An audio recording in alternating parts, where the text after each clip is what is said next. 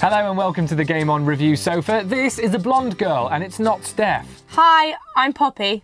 This is the place where we tell you what's hot and what's not.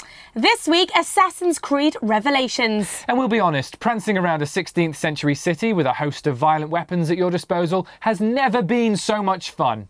When have you ever done that? In the other 3 Assassin's Creed games. Duh. Revelations is the final chapter in the stories of Altair, protagonist of the first game, and more importantly, Master Assassin Ezio Auditore da Firenze. Your quest sees you search for 5 keys to unlock a secret hidden by Altair under the ancient assassin HQ of Masyaf. The difficulty in this is that Masyaf has been overrun with Templars, the sworn enemies of the Assassins. Talk about neighbours from hell. Ezio! Why will you not surrender? I never learned how.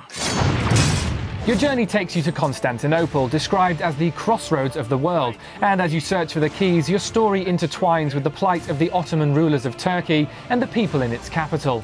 This is storytelling at its best, which is a high point of the game. Well, it's no surprise from lead writer Darby McDevitt. How do you spell that, by the way? Like this. DARBYMCDEVITT.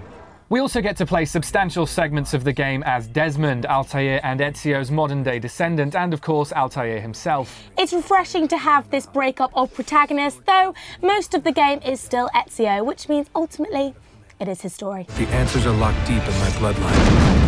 The voice acting that goes with the masterfully written script is also top-notch. And the actors got to have fun with some witty yet subtle jokes mingled into the informative dialogue that can at times feel like a history lesson. But a history lesson we'd pay attention to, rather than just sit at the back of the class doodling on the tabletop. Not for me, and not for you.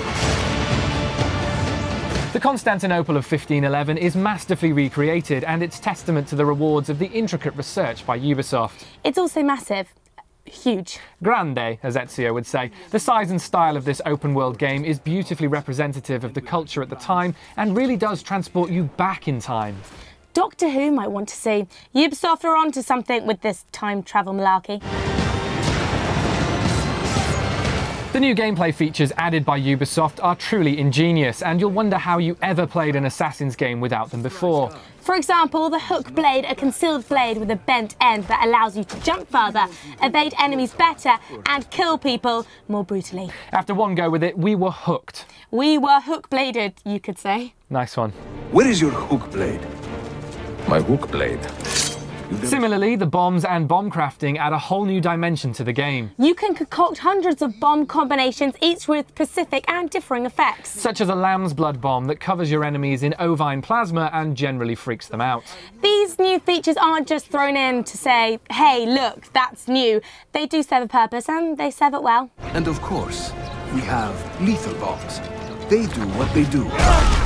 Well.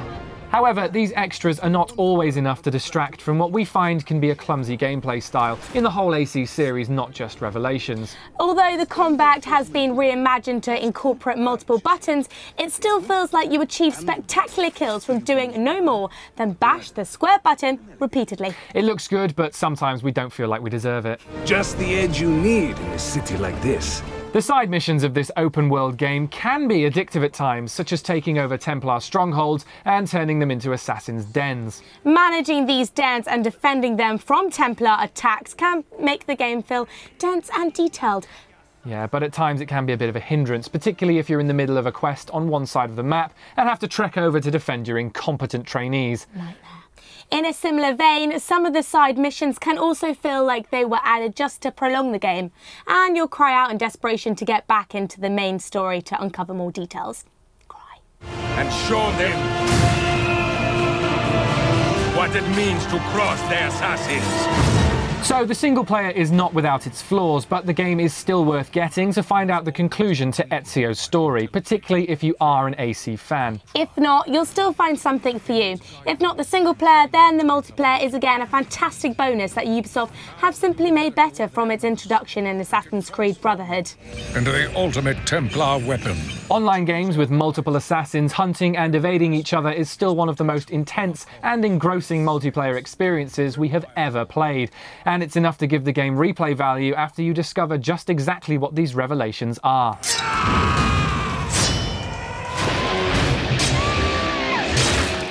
channel, Assassin's Creed Revelations is a fitting end to the story of Ezio Auditore da Firenze. Auditore da Firenze. Say it like this and you get it right.